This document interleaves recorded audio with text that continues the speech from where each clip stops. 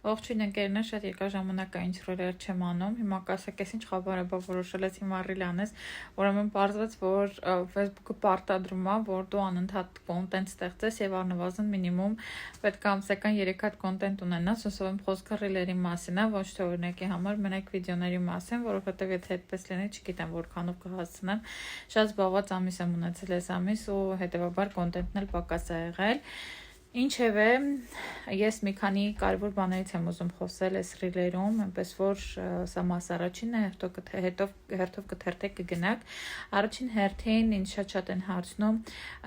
հանրային կերպարի հետ կապված, որ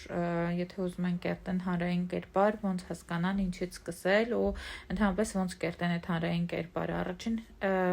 հերթին ուզում եմ ասեմ 3 կարևոր բան, որ դուք պետք է ֆիքսեք հանրային կերպար կերտելուց, այսինքն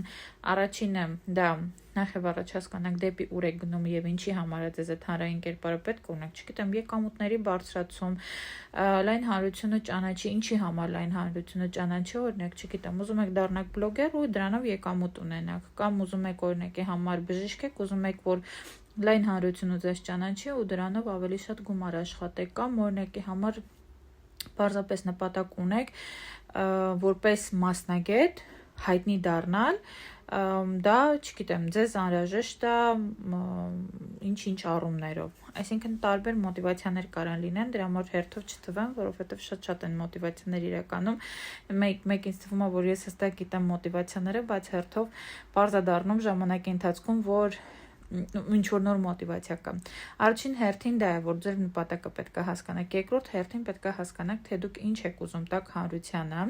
որովհետև երբ որ դուք դուրս եք գալիս ու խոսում եք ձեր մասին, դա հանրությանը հետաքրքիր չի, դուք միշտ պետք է մի բանի մասին խոսեք ու մի բան